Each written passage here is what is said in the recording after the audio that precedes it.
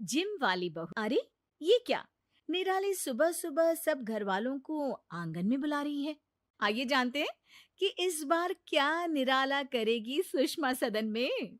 सासू माँ, अरे ओ सासू माँ, बाबूजी, देवर जी, पिंकी दीदी और विपुल जी आप भी आइए। अरे क्या हुआ भाभी, ठीक हो ना, क्या बात है?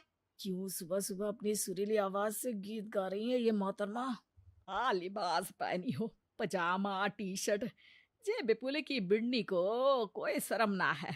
सब आंगन में आ जाते हैं और फिर आते हैं निराली के प्रिय पतिदेव। कहिए बीवी जी, क्यों बुलाया जा रहा है सबको एक साथ? गुड मॉर्निंग सबको। मैं चाहती हूँ कि आप सब भी मेरी तरह फिट रहे, तो अब से हम सब जिमिंग मतलब कि कसरत करेंगे। अरे बहू, जय का नया चौंचला ले आई, तुलसी मैया की पूजा छोड़ कर आई मैं, और तू जय जिम में। ओ मेरी प्यारी निराली, इतना सही आइडिया है दिन स्टार्ट करने का ये तोता तो मैना की ही सुनेगा। मैं ना सुबह सुबह पढ़ती हूँ, पूरा शेड्यूल बिगड़ जाएगा मेरा। जा पिंकी, जाकर तू चाय बना ले। अब उठ ही गई है सब तो चाय पी लेंगे साथ में।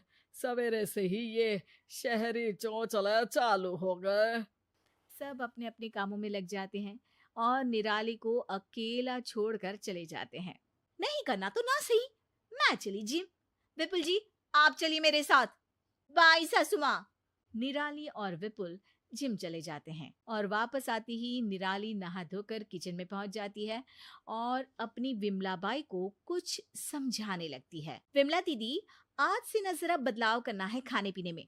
मेरे जिम ट्रेनर ने कहा है कि डाइट का विशेष ख्याल रखूं मैं।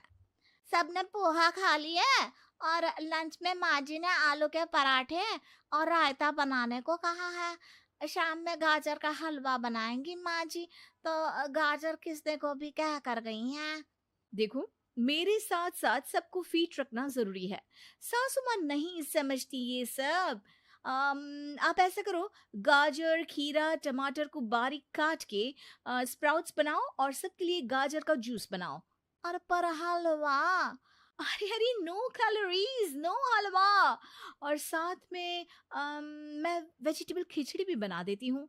विमला दीदी और निराली डाइनिंग टेबल पर खाना रख देती हैं और समय होते ही सब लंच के लिए आ जाते हैं। आज तो गर्मा गर्म आलू के पराठे खाने को मिलेंगे। सर्दियों में आलू के पराठे की बात ही कुछ अलग होती है। अरे क्यों भाई पिंकी, तुझे दिख रहा है क्या आलू के पराठे? नहीं ना भैया, यहाँ तो ऐसा कुछ नहीं है। अरे विमला, ओ विमला, आज मैं सत्संग में चली गई तो तूने जय का बना दे ओ, पराठे की बोल गई थी मैं।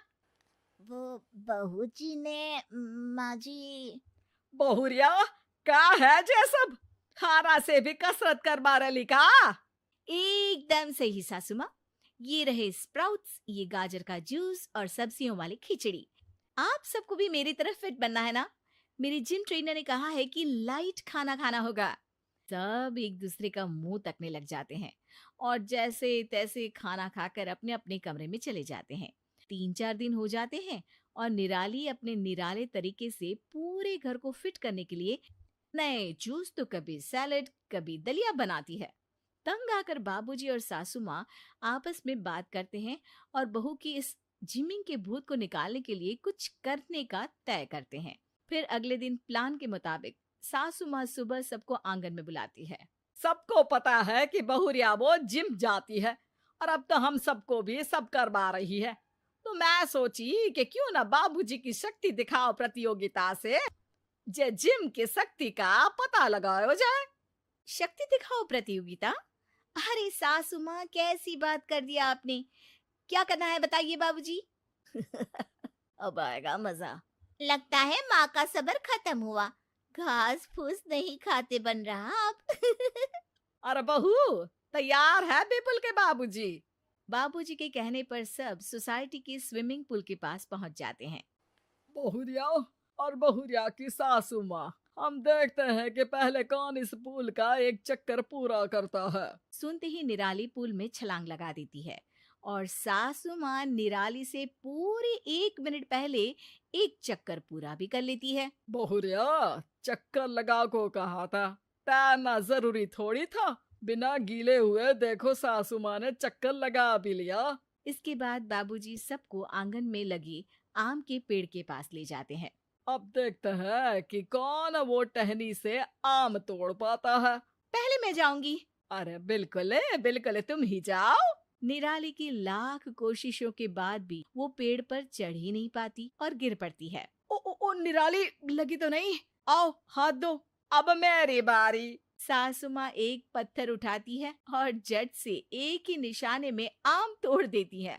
लीजिए आम खाइए विपुल के बाबूजी। निराली सासू माँ को देखती रह जाती है। फिर आती है बारी तीसरे पड़ाव की। बाबूजी आंगन के दरवाजे पर ताला लगा देते हैं। इस दीवार को लांघ कर उस पार जाना है।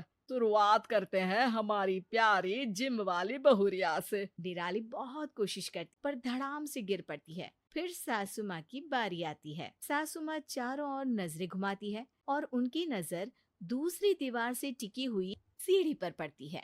झट से वो सीढ़ी की मदद से दीवार लांघ लेती हैं। और इसी के साथ बहुरिया की सासू माँ बनती है शक्ति दिखाओ प्रतियोगिता की विजेता।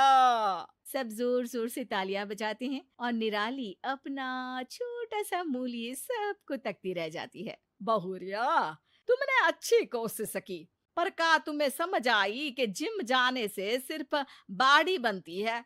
असल काम करने में शारीरिक बल के साथ दिमाग की शक्ति की भी तो जरूरत होती है ना। सिर्फ घास फूस खाने से नहीं होता सब। कसरत करना अच्छा है, पर तुम्हें जे जिमिंग से पूरा घर परेशान हो गया। करो, कोई बुराई नहीं है, पर सूझबूझ से।